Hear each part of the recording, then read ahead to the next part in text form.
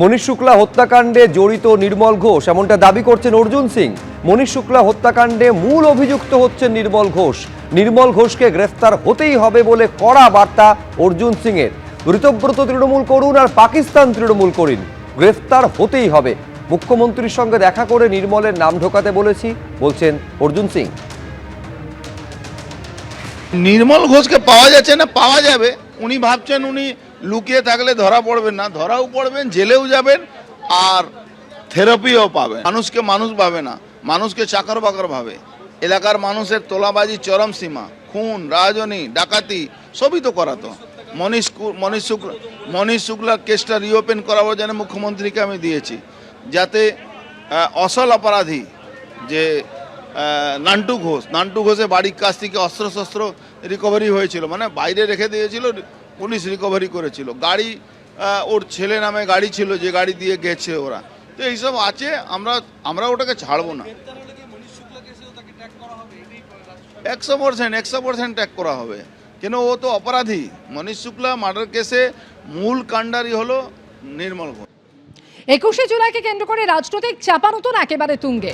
কি জানাচ্ছেন আমাদের প্রতিনিধি ময়ূক ঠাকুর চক্রবর্তী, আসুন দেখে নেওয়া যাক। 21শে জুলাইয়ের শহীদ তর্পণ নিয়ে এখনো পর্যন্ত লালবাজারের তরফ থেকে যেটা বলা হচ্ছে, কংগ্রেসের তরফ থেকে আবেদন জানানো হয়েছিল শহীদ তর্পণের জন্য। আমরা যেখানে দাঁড়িয়ে রয়েছি ঠিক ডান দিকে শহীদ মিনার, এই শহীদ মিনারের জায়গা কংগ্রেসের জন্য 21শে জুলাইয়ের যে কর্মসূচি তার জন্য লালবাজারের তরফ থেকে অনুমতি দেওয়া হয়েছে। অন্যদিকে ঋতব্রত পন্থী তৃণমূল কংগ্রেসের যারা সদস্য তারাও কর্মসূচির জন্য আবেদন জানিয়েছিলেন। মেয়ো রোডে গান্ধী মূর্তির পাদদেশে ঋতব্রত পন্থী তৃণমূল কংগ্রেসকে শহীদ তর্পণের জন্য অনুমতি দিয়েছে লালবাজার।